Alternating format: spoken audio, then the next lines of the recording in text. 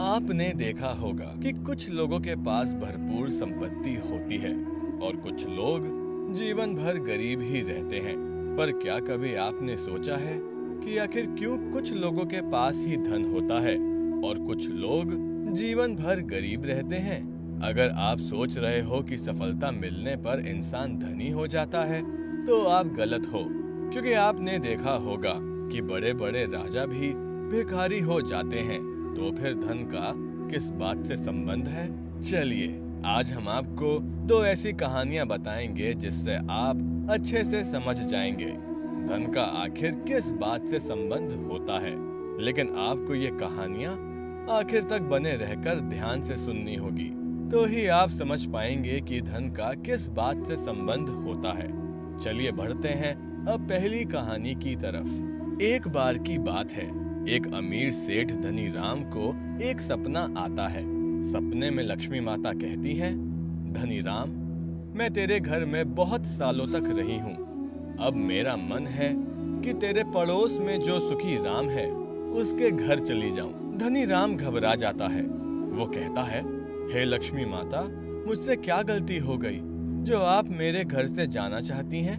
लक्ष्मी माता ने कहा, कोई गलती नहीं हुई तेरे से धनी राम, लेकिन मेरा चंचल स्वभाव है, मैं एक जगह बहुत देर तक नहीं रुक सकती। धनी राम कहता है, हे माता, मैंने अपने जीवन में पैसा कमाने के अतिरिक्त कोई दूसरा काम नहीं किया है। मैंने कभी सत्संग, पूजा, पाठ, भजन, कीर्तन ऐसा कोई धार्मिक काम नहीं किया।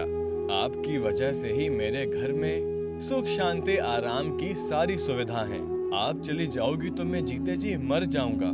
ऐसा कहकर धनी राम रोने लगता है। माता को उस पर दया आ जाती है।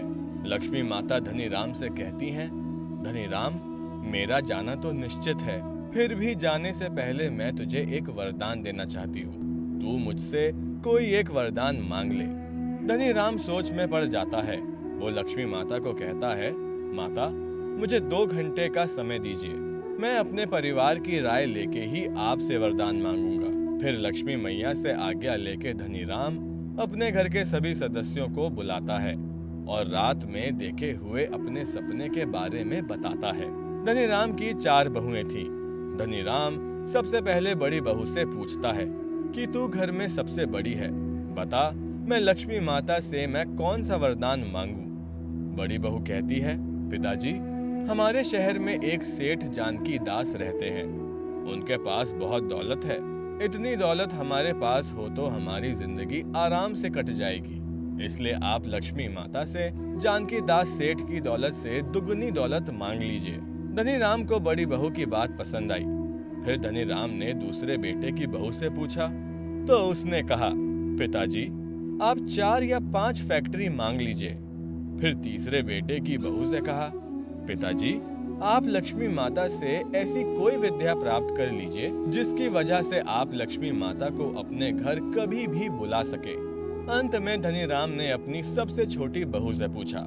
तब छोटी बहू ने कहा, पिताजी, आप सब हमसे उम्र में और ज्ञान में सबसे बड़े हैं, फिर भी आप मुझसे पूछ रहे हैं, तो मैं आपसे निवेदन करूंगी कि आप लक्ष्मी माता से धन दौलत नहीं मांगे, बल्कि हमारे परिवार में सब मिलजुल कर रहें और एक दूसरे का आदर सम्मान करें। छोटी बहू की बात सुनकर धनी राम को बहुत खुशी हुई। फिर वो लक्ष्मी माता के पास जाकर मैया से बोलता है, माता, अगर आप जाना चाहती हैं तो चली जाइए, मुझे कोई दुख नहीं होगा, पर आप जाते जाते ये वरदान देती जाइए कि गरीबी में भी हमारे परिवार में एक दूसरे के प्रति आदर कभी कम ना हो और हम पर कितनी भी बड़ी मुश्किलें आए, सदा मिलजुल कर हम उन परिस्थितियों का सामना करें और जो भी मिले उसमें हमेशा खुश रहें। लक्ष्मी माता धनी राम की बात से अति प्रसन्न हुई। उन्होंने धनी राम से कहा, धनी राम, जिस घर में बड़ों का सम्मान होता है, मैं हमेशा वहां निवास करती हूँ। मैं तेरी बातों से अति प्रसन्न हुई। जिस घर में बड़ों का सम्मान होता है और वो लोग चाहे कैसी भी परिस्थिति में मिलजुल कर रहते हो, उस घर को मैं कभी छोड़कर नहीं जाती। दोस्तों, अब तक आप समझ गए होंगे कि जिस घर में बड़ों का सम्मान होता है, उस घर में लक्ष्मी माता हमेशा निवास करती हैं। चलिए अब बढ़ते हैं दूसरी कहानी की ओर। एक बार की बात है, गांव में एक हरिया नाम का किसान रहता था। वो दिन रात मेहनत करता था और जो मिलता उसी में वो संतुष्ट रहता था। उसके घर में कोई अतिथि आ जाए तो उसकी भी बहुत सेवा करता था। वो बहुत बुद्धिमान और धार्मिक स्वभाव का व्यक्ति था। उसकी एक पत्नी थी जिसका नाम सुशीला था। सुशीला भी बहुत अच्छी तरह से अपने घर का ख्याल रखती थी। उसने कभी भी अपने पति से किसी काम को लेके शिकायत नहीं की। दोस्तों, पति पत्नी दोनों का ये फर्ज है कि दोनों एक दूसरे की भावनाओं को समझें, आपस में प्रेम से रहें, सुख दुख में एक दूसरे का हमेशा साथ दें। एक दिन हरिया खेती करने अपने खेत में चला जाता है। तभी वहां साधु आते हैं और आवाज लगाते हैं। आवाज सुनकर सुशीला बाहर आती है और उन साधुओं से पूछती है, कहिए कैसे आना हुआ आपका? तब साधु कहते हैं, हे देवी, हम बहुत दूर से आए हैं, थक भी गए और भूख भी हमें बहुत लग रही है। इसलिए हे देवी, क्या आप हमें अपने यहाँ भोजन करा सकती हैं? सुशीला ने तीनों साधुओं की बात को ध्यान से सुना और फिर कहा, महाराज, हम बहुत गरीब लोग हैं, फिर भी आप अगर हमारे यहाँ भोजन करना चाहते हैं, ये तो हमारे लिए बहुत प्रसन्नता की बात है।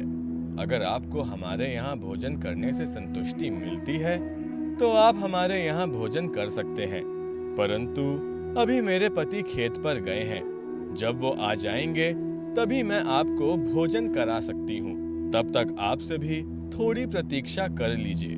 तीनों साधु सुशीला की बातों को मान लेते हैं और कहते हैं, हे देवी, हम प्रतीक्षा कर लेंगे।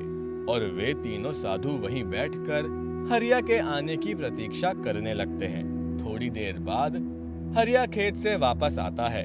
तब सुशीला हरिया को पूरी बात बताती है। हरिया सुशीला को साधुओं को खाना खाने के लिए बोलता है।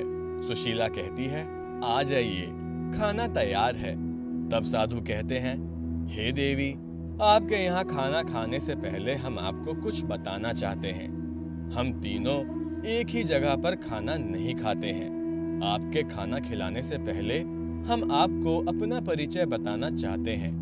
मेरा नाम धन है, इसका नाम सफलता और इसका नाम प्रेम है। आप जिसको सबसे पहले खाने पर बुलाएंगी वो ही आएगा। खाने पर सुशीला सोच में पड़ जाती है। वो कहती है, ठीक है, आप थोड़ी देर प्रतीक्षा कीजिए, मैं अपने पति से पूछ के बताती हूँ आपको। सुशीला हरिया को पूरी बात बताती है। हरिया अपनी पत्नी से कहता है, हे देवी, सबसे पहले प्रेम को खाने पर बुला लाओ। सुशीला को बहुत आश्चर्य होता है कि आखिर मेरे पति ने सबसे पहले प्रेम को ही क्यों खाने पर बुलाया। उसने अपने पति से कहा, स्वामी, प्रेम के अलावा धन और सफलता भी तो है, फिर आपने सबसे पहले प्रेम को ही खाने पर क्यों बुलाया? धन को सबसे पहले खाने पर क्यों नहीं बुला रहे?